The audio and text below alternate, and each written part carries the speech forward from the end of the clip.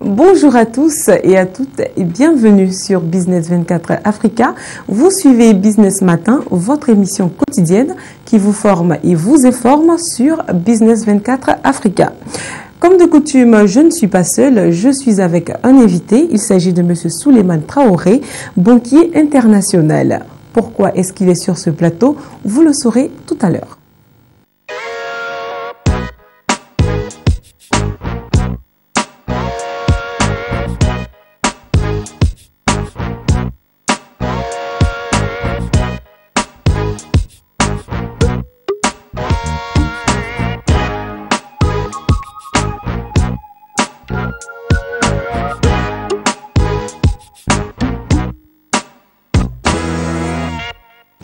Philanthropie et éducation. Trouvez-vous un lien? Business Matin, on a trouvé un. Et pour cela, nous sommes en compagnie de M. Souleymane Traoré Mouloukou. Bonjour M. Mouloukou. Bonjour madame. Alors, bienvenue sur le plateau de Business 24. Merci. Alors, est-ce que vous pouvez vous présenter? Alors, état civil, Traoré Souleymane Mouloukou. Banquier international, c'est ce que je sais faire le plus. Je l'ai fait pendant une trentaine d'années. Aujourd'hui, vous êtes sur le plateau de Business Matin pour nous parler de votre ONG qui s'appelle ADI. Qu'est-ce que c'est? ADI, c'est Agboville Development Initiative. ADI, en bambara, c'est donné. Agboville Development Initiative, c'est une initiative de développement d'Agboville, axée sur l'éducation, qui est en fait née de la volonté d'un groupe d'amis et moi-même. Depuis 2010, nous nous sommes réunis et nous sommes dit, écoutez, qu'est-ce qu'on peut faire? Nous avons été très chanceux. Nous avons été boursiers de la Côte d'Ivoire pendant 15 ans, 20 ans pour certains. Et maintenant, cela n'est plus possible. Et lorsque nous regardons autour de nous, il y a pas mal de gamins, de jeunes gens, jeunes filles qui pourraient réussir leurs études, mais malheureusement, n'ont pas les moyens. Est-ce que nous pouvons contribuer quelque peu à cet effort de l'État? C'est ainsi que nous avons créé Agboville Development Initiative. Agboville Development Initiative a été créée aux États-Unis en novembre 2012. Elle est reconnue comme une institution d'utilité publique. Elle ne paye pas les impôts aux États-Unis. Pour ceux qui ont vécu aux États-Unis ou bien qui savent un peu des États-Unis, ne pas payer des impôts, c'est très important. Et nous sommes très heureux d'avoir été reconnus aux États-Unis comme institution d'utilité publique. Mais nous travaillons un peu partout dans le monde. Nous avons décidé d'ouvrir un bureau régional en Côte d'Ivoire, précisément à Agboville, simplement parce que l'idée est partie d'Agboville. Alors, M. Mouloukou, dites-moi, pourquoi vous érigez en ONG et non en fondation dans la mesure où vous voulez aider les jeunes? Alors, pourquoi nous sommes une ONG? En fait, aux États-Unis, cela est très clair. Vous avez les non-government organizations et vous avez les foundations. L'ONG est généralement créée par des gens qui n'ont pas beaucoup de moyens, mais qui ont des idées nobles et qui décident de s'investir pour aider à atteindre un certain nombre d'objectifs. Alors que la fondation, vous avez affaire à des gens qui sont très fortunés, qui décident de faire du social. Je peux en citer quelques-unes. Fondation Didier Drogba, Fondation Etofis, et puis bien d'autres. Ou bien Belinda et Bill Gates. Et vous savez que Belinda et Bill Gates sont cités parmi les plus fortunés de la Terre. Je crois qu'ils sont parmi les 10 premiers, les 10 personnes les plus riches de la Terre. Ok, mais ce n'est pas le cas de notre ONG. Donc c'est la raison pour laquelle vous êtes érigé en ONG et non en fondation. D'accord, il n'y a pas de souci. Alors, depuis combien de temps est-ce que ADI existe officiellement en Côte d'Ivoire? Officiellement en Côte d'Ivoire, je dirais depuis 2012. Parce que nous avons entrepris les démarches localement en 2010, mais compte tenu de ce que nous avons eu comme problème en Côte d'Ivoire, cela n'a pas pu permettre aux autorités de finaliser tout ce que nous avons entrepris comme démarche et approuver notre requête. C'est ainsi que nous avons décidé de le faire aux États-Unis. Et on l'a fait aux États-Unis en 2 mois, c'était dans la poche. On nous avait donné ce statut-là, nous donné l'agrément, l'accord d'établissement. Nous sommes encore en discussion avec les autorités de la place, le ministère de l'Intérieur, la préfecture d'Agboville, le commissariat d'Agboville pour les enquêtes de moralité, afin d'ouvrir un bureau régional en Côte d'Ivoire. Mais puisque nous avons été reconnus par un pays ami, et non des moindres, les États-Unis d'Amérique, les autorités ivoiriennes nous permettent de travailler en attendant de nous donner cet accord d'établissement. D'accord, donc on espère que vous l'aurez très bientôt. C'est ce que nous souhaitons. Comment est-ce que vous comptez donc, si cela ne vous gêne pas, on va d'abord parler de vos objectifs. Ok. Alors, quels sont les objectifs de ADI? Alors, ils sont au nombre de 3 principalement. Hein. La vision de ADI, c'est de créer des communautés qui puissent accueillir des enfants de familles très, très démunies. Et la mission de ADI, c'est faire en sorte que nous puissions multiplier ce genre de communautés, c'est-à-dire avoir des centres d'accueil où les enfants peuvent venir se recréer, faire un peu de lecture, surfer sur le net. On dira donc des centres de loisirs. Des centres de loisirs, mais en même temps, ils peuvent travailler quelque peu parce qu'il y aura des enseignants, des volontaires qui viendront pour encadrer les enfants qui ont des difficultés, soit en dictée, en arithmétique, en calcul, en mathématiques et autres. Et nous, les principaux objectifs, c'est quoi? C'est faire en sorte que nous puissions contribuer à améliorer l'éducation en Côte d'Ivoire ou dans tous les pays où nous opérons. C'est-à-dire faire en sorte que il y ait une adéquation entre les études et les emplois qui sont disponibles, faire en sorte que les internats soient équipés, faire en sorte que les cafétérias soient équipées et faire en sorte que les classes soient équipées. Alors, quand vous dites améliorer l'éducation, vous n'êtes pas donc d'accord avec l'éducation qui existe maintenant? Nous pensons qu'il y a toujours possibilité d'améliorer. Aujourd'hui, je pense que les autorités sont en train de faire en sorte que nous ayons des meilleurs résultats que nous avons eu l'an dernier. Donc, on ne peut pas se satisfaire du point que nous avons atteint aujourd'hui. Parce que moi, j'aime bien comparer la Côte d'Ivoire à un pays comme la Corée du Sud. Il y a 50-60 ans, la Côte d'Ivoire était pratiquement au même niveau que la Corée du Sud. Et aujourd'hui, vous vous rendez compte que la Corée du Sud est parmi les 15 pays les plus riches de la Terre. Quand vous regardez l'industrie de la Corée du Sud, quand vous voyez les investissements que la Corée du Sud a pu faire dans l'industrie automobile, avec Hyundai, ils sont très bien positionnés. LG, c'est sud-coréen, Samsung, c'est sud-coréen, ils sont sur tous les marchés. Alors que nous, en Côte d'Ivoire, nous sommes en train de... Bon, c'est vrai, nous sommes premiers dans la production du cacao, mais il y a bien d'autres choses que nous devons être capables de faire si nous nous mettons sérieusement au travail, si nous donnons la possibilité à nos masses d'être éduqués. Quand vous prenez 10 Coréens, des hommes, il y a 9 qui ont un niveau universitaire. Quand ce sont des dames, il y a 8 qui ont un niveau universitaire. Alors qu'en Côte d'Ivoire, quand vous prenez 10 Ivoiriens, je pense qu'il y a peut-être 3 ou 4 qui peuvent s'exprimer correctement, qui peuvent parler correctement le français ou qui doivent peut-être avoir un niveau de lycée ou un peu plus. Donc on a un sérieux retard. Je n'ai pas les chiffres exacts. Je suis tenté quand même de dire que vous êtes un peu sévère avec la Côte d'Ivoire.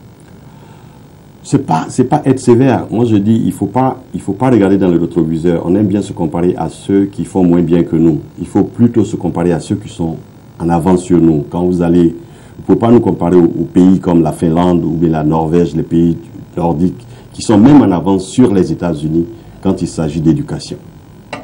Alors, il faut chercher le meilleur. Il faut se comparer au meilleur. Quand vous ne l'avez pas, vous êtes voisin du meilleur.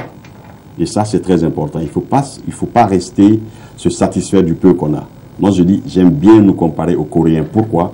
Parce que en 1960, on avait pratiquement le même PNB. On était assez proches. Et aujourd'hui, en Corée du Sud, lorsque nous, on a un budget national qui est d'à peu près 5 000 milliards, c'est vrai, 5 000 milliards, c'est bien plus que ce que le Niger a, c'est bien plus que ce que le Sénégal a.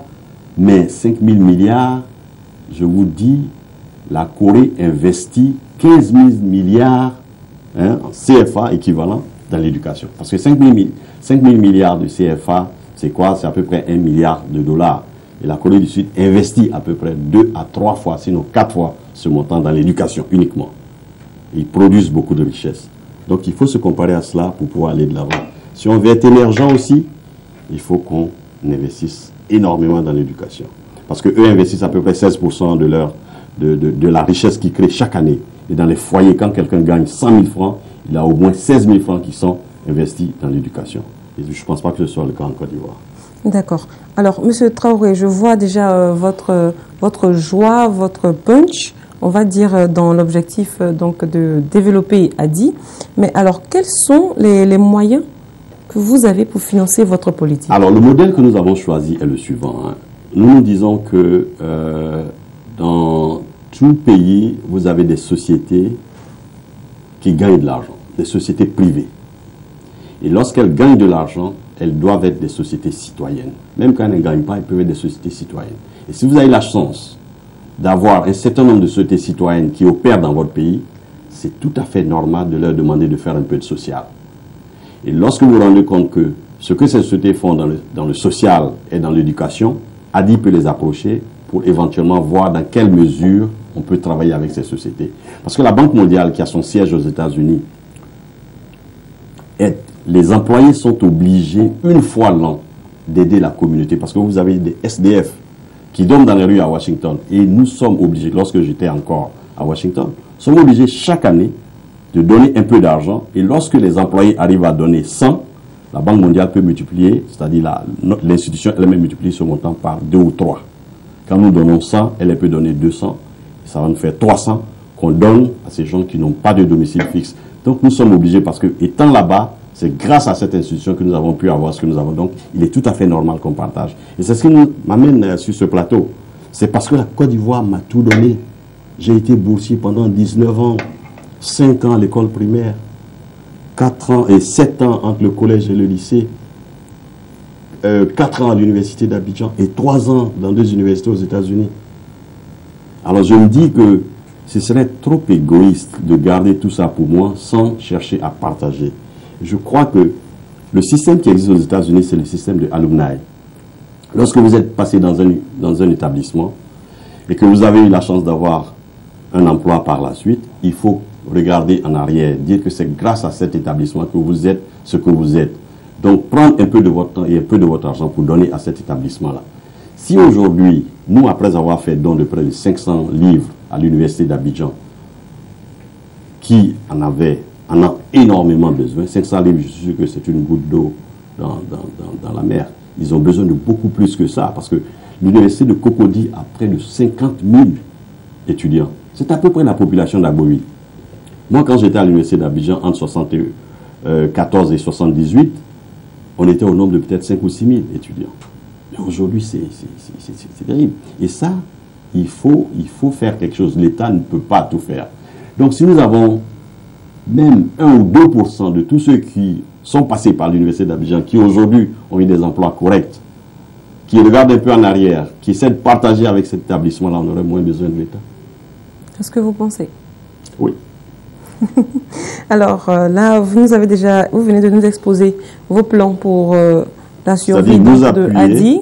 Voilà. Maintenant, qu'est-ce que vous attendez de la jeunesse ivoirienne? Qu'elle se mette au travail. Qu'elle se mette au travail et qu'elle persévère et qu'elle se fixe des objectifs assez challenging, comme on le dirait, qui soient des défis.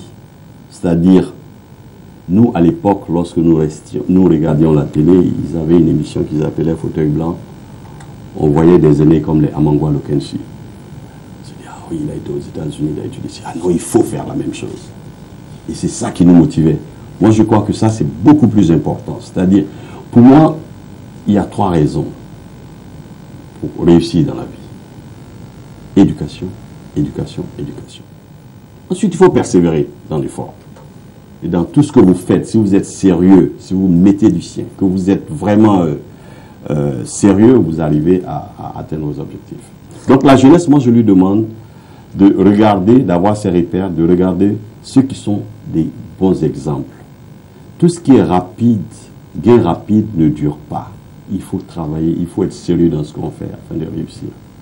Alors, pensez-vous qu'Adi soit un appui pour les jeunes en général et pour l'école en général?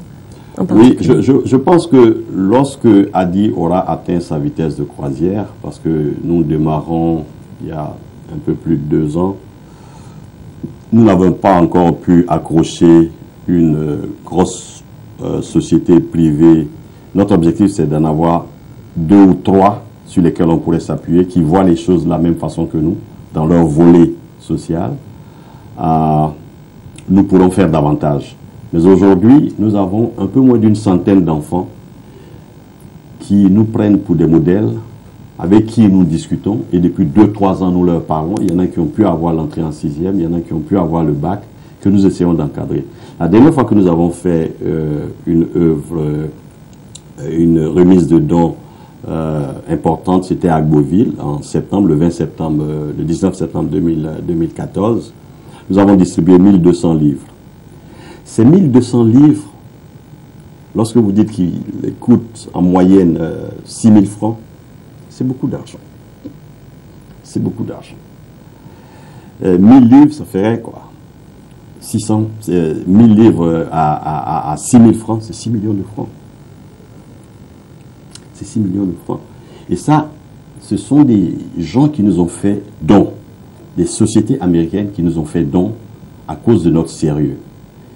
Et ces livres ont été remis à une dizaine de bibliothèques, de lycées et d'établissements d'inspection primaire. Et il y a peut-être 2000, 3000 enfants qui pourraient accéder, utiliser ces livres-là, parce que la connaissance se trouve dans les livres.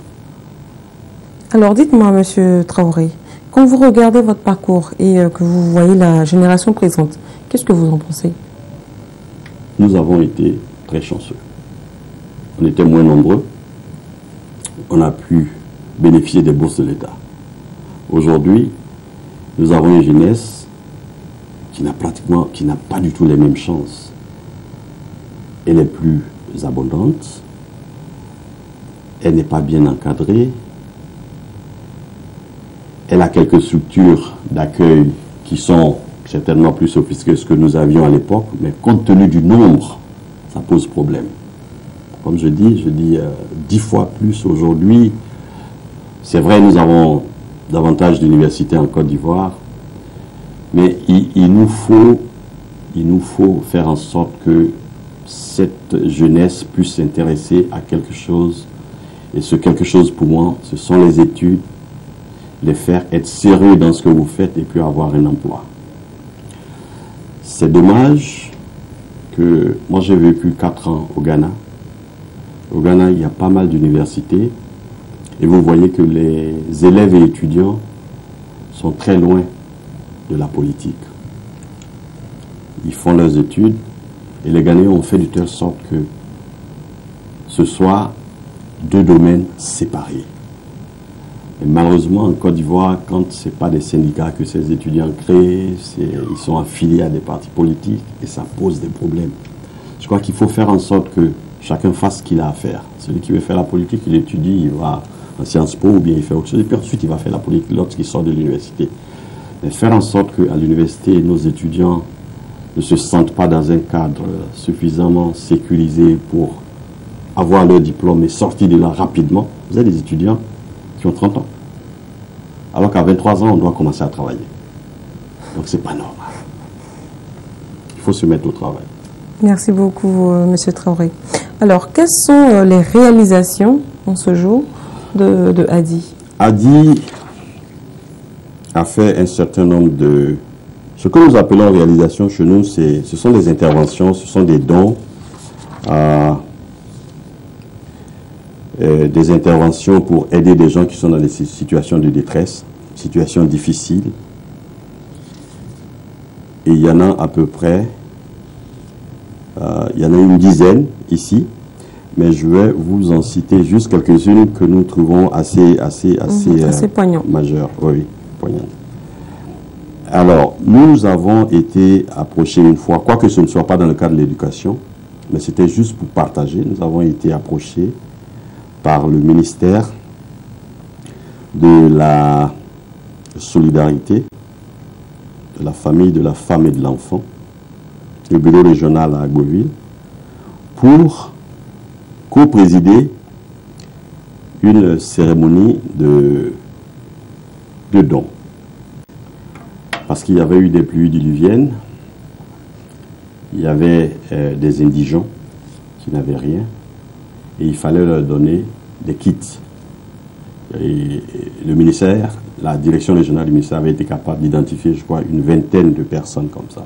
Et nous avons contribué quelque peu, avec le peu de ressources que nous avons, pour acheter des vivres, pour le mettre à ces personnes-là. Et aussi, une fois, nous sommes intervenus auprès d'une vieille dame qui vit seule,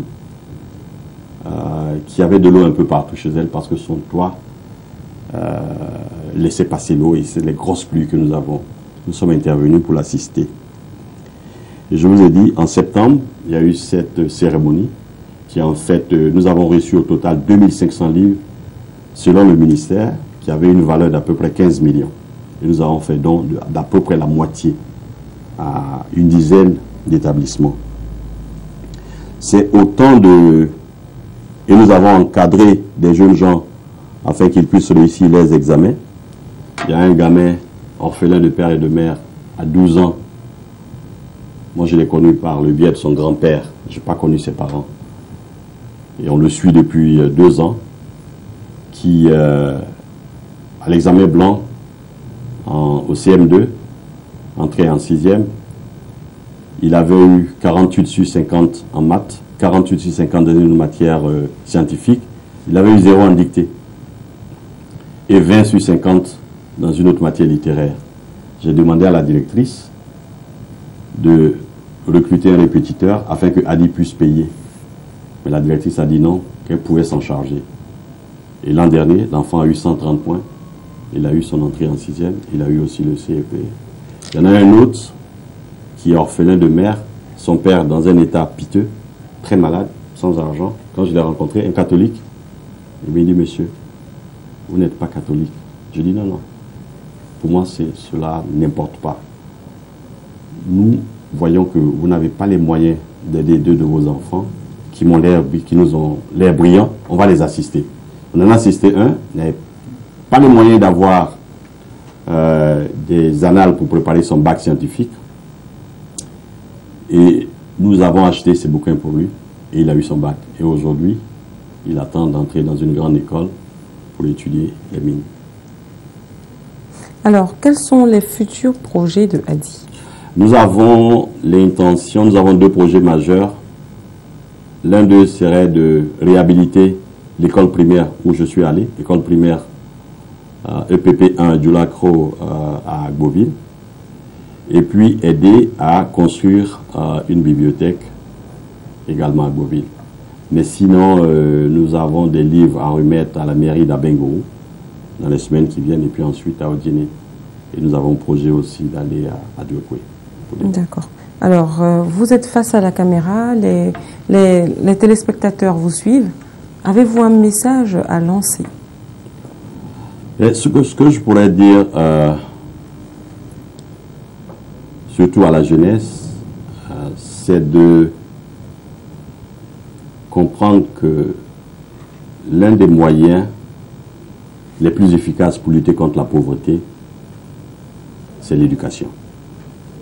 Et ça, des recherches ont été faites, des études ont été faites dans ce sens par la Banque mondiale et puis par 2 institutions. L'éducation est primordiale.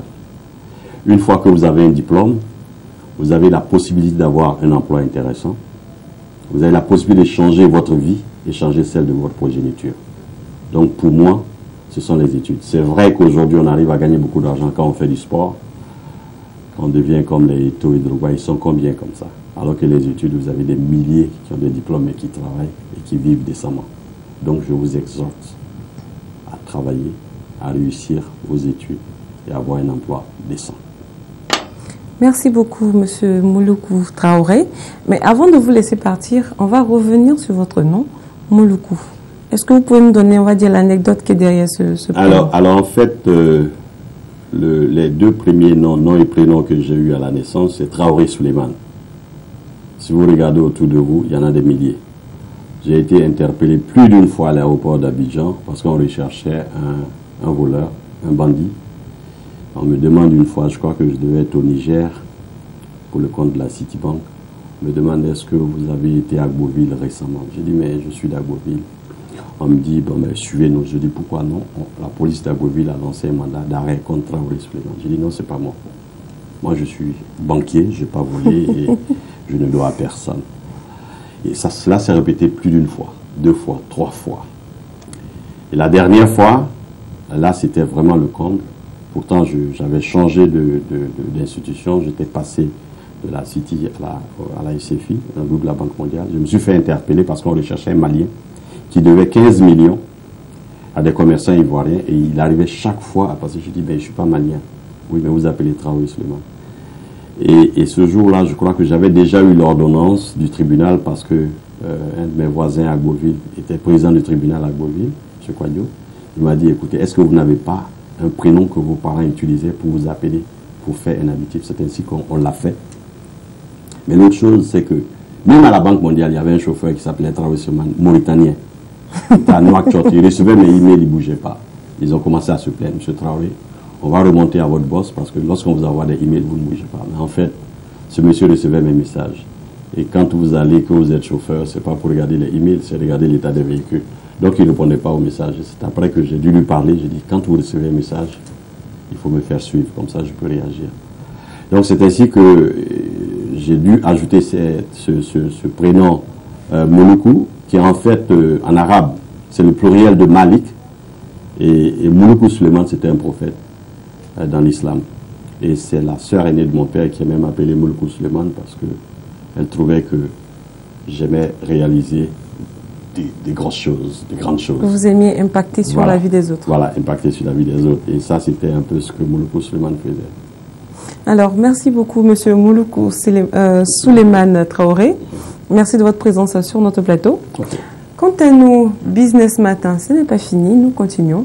Et pour cela, nous recevons Sylvestre Aferi, le professeur informatique de Business Matin. A tout de suite.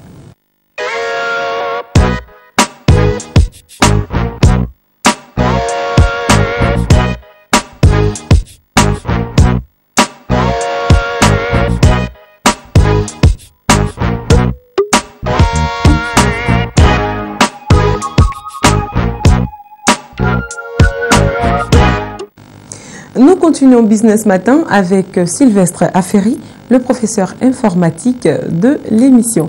Bonjour Sylvestre. Bonjour Noélie, bonjour à tous nos téléspectateurs. Alors, qu'est-ce que vous avez pour nous ce matin? Alors aujourd'hui, je viens en fait pour apprendre à nos téléspectateurs comment poster une vidéo sur YouTube. Voilà, parce que généralement, on voit des vidéos sur YouTube et nous aussi, nous avons des vidéos que nous avons envie de mettre sur YouTube. Alors aujourd'hui, je suis là pour aider nos téléspectateurs à pouvoir poster. Comment est-ce que ça se passe? Donnez-nous la méthodologie. Alors pour pouvoir poster une vidéo sur YouTube, il faut d'abord avoir un compte YouTube. Et une connexion Internet. Et une connexion Internet. Donc je le dis en même temps aussi pour tout le monde parce que il faut savoir que Google est propriétaire de YouTube. Donc lorsque nous avons un compte Gmail, lorsque nous avons un identifiant Google, nous avons automatiquement un compte YouTube. Et donc nos comptes sur les différents sites de Google peuvent être liés, ce qui facilite pratiquement les choses. Donc, on va sur YouTube, on entre son compte, voilà, son identifiant, en cliquant sur connexion, en haut, à droite de l'écran. Et on clique sur le lien ajouter une vidéo, ou bien, voilà, ajouter une vidéo. Et une fois dans cette page-là, il suffit d'ajouter notre clip ou notre vidéo en cliquant sur la flèche pour pouvoir télécharger la vidéo en question.